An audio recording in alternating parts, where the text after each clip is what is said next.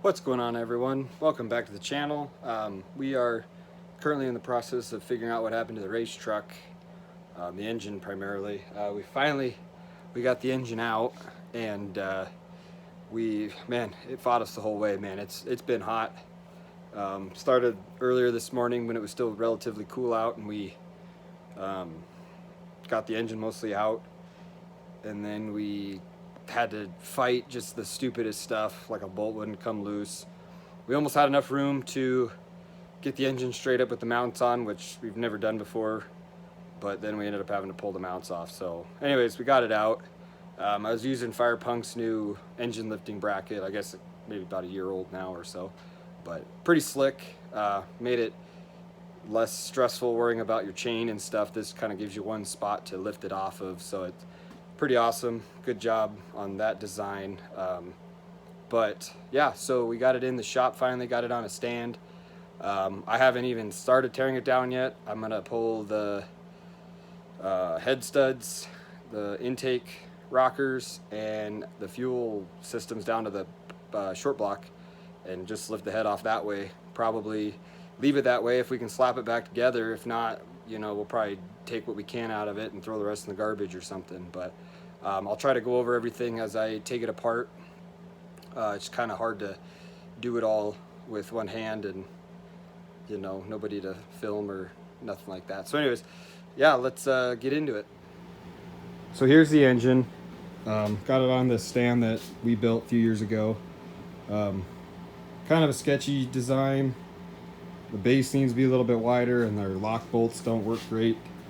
This one I had to drill a hole through to pin it because that's pretty much the only thing keeping it from flopping forward right now, which it wasn't all the way engaged and almost did a 180-degree spin on me earlier. But here's that lifting bracket I talked about earlier.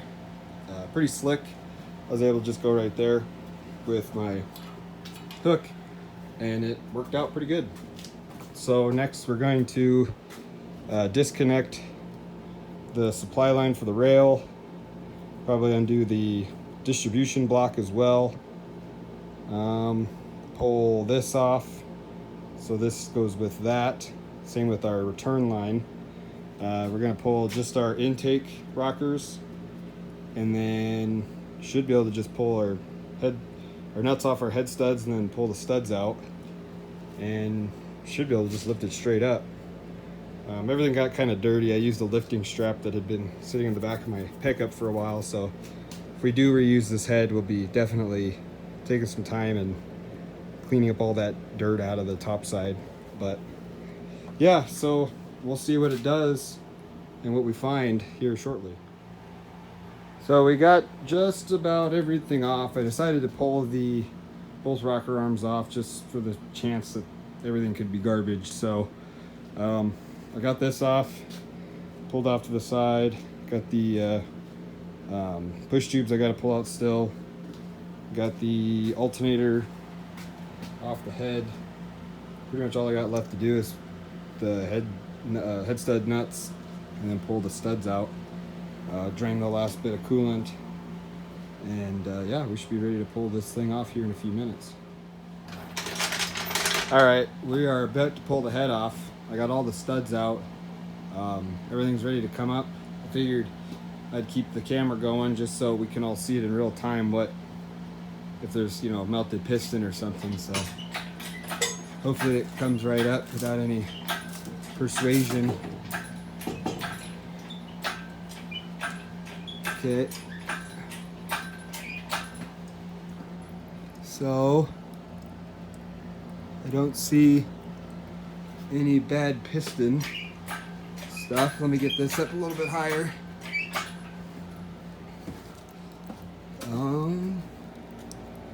Well, that's good so far. I thought for sure there would be a cracked piston or something. You can see there's rust there, so we must have definitely blown this head gasket as well as we did last time. Kind of sucks, but it is what it is. So far, I'm gonna bar it over here in a minute and see if everything comes up. If not, then I'm gonna suspect a bent rod or a spun bearing. So we'll find out here in a sec. Okay, so we have the head off. I cleaned up some of the pistons.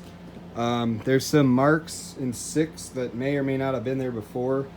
The bottom of the head having rust on it alarms me that maybe it is cracked and coolant's getting into the cylinder. But as you can see, I'm like at, well, I'm at top dead center on 3 and 4. I'll come back up. Look at number 3. Doesn't even come all the way up. Just goes right back down. A couple of them are that way. So yeah, I'm thinking, but it spins over okay. So I'm thinking I got a bent rod or 2. It's like almost, I think there's about 3 of them that are a little shallow when it comes up to the top of the deck. So I'm thinking that might be where I'm at. So next thing is to pull the pan and start pulling pistons and rods out. Hey, what's going on? Just decided to make a follow-up to last night's kind of teardown on the race engine. I didn't get the rods and pistons out yet just because I didn't have the right socket at my house to get the ARP rod bolts out. But I think I will be doing that either later this evening or maybe tomorrow. Yeah, I'm just kind of pondering the direction I think I'm going to go with it. I think for sure, because I'm not doing a whole new platform, I'll probably just stick with, I'm going to throw some Street Fighter rods in it, I believe. And that's, I mean, granted, I got to pull the rod caps off, make sure the crank's fine. I'm sure it is. It looked fine. Everything, there was still rod clearance between the crank journal and the rod itself, so it tells me everything's moving freely at least, so it's not, you know, the chances of a bearing being bad and scuffing the crank up is very minimal, but it's possible. So if that's the case, we might be doing a whole new setup. But I think for sure, if I can reuse everything, I'm gonna re-vacuum check the head just for safe measure, and then do Street Fighter rods with new bearings. Thinking on top of just that, I might throw in some cut pistons, some like fly cut pistons.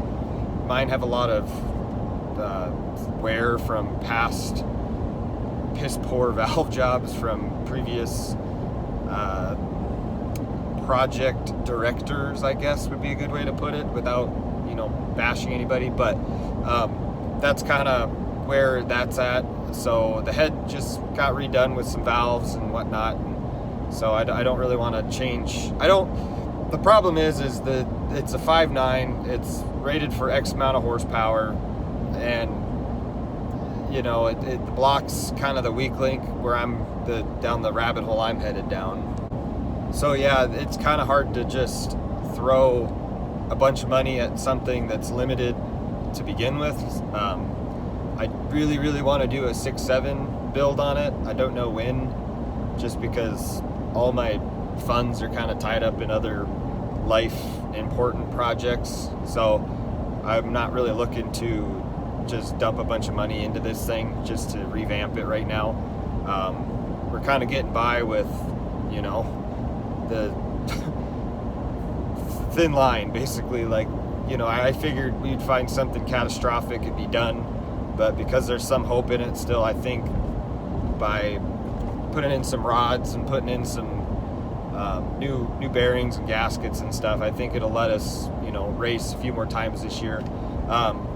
Something else that I'm kind of contemplating, just for the sake of, I mean, I'm here and I'm changing it up. I think, I mean, granted, with the rods that I'm going to put in, they'll be able to hold up to the compounds that I'm running. But I don't know. Compounds are a complicated system just because they require a little bit more finesse when it comes to tuning, and you know, I really should put a wastegate on my manifold, which neither one of my manifolds have a provision for it, so that means I'm hole sawing a hole in a relatively new, really expensive manifold and TIG welding the flange on it, and then I gotta put in a wastegate and, you know, plumb it and everything. So it's not a lot of work. I'm just kind of whining about it because I don't want to go down that hole, I guess. I'm kind of like simple's better. So there's a slight chance I might just scrap the whole compound idea, even though I've been kind of building up around it so much, and go back to a big single. They're just kind of straightforward, easier to talk to, I guess. And then I already have the manifold to go to a bigger one, and I might, try a spool jet with some nitrous and all that. Granted, again, my rings aren't set up for it, but now I have the opportunity to set the ring gap and everything for nitrous versus what I'm running right now. So just kind of contemplating what I can do at this point. I would like to get it back together sooner than later. So once I have a definitive answer on the rod journals on the crankshaft, I'm going to start ordering stuff and hopefully have it, ready to go back together within a week or whatever, however long it takes to get them, I guess. I don't know if there's any lead time on the rods right now, but yeah, I just figured I'd provide an update. I'll probably do a separate video talking about the rods themselves, just so I can get something uploaded to hold myself to my word on Instagram. But yeah, so if you're wanting to see the failure, I guess the actual damage, I'll probably upload another video maybe later this week once I have it all apart and kind of go over some of the things I know about these rods and the rods that are on the market right now, kind of give some insight in the whole thing. So anyways, thanks for stopping by.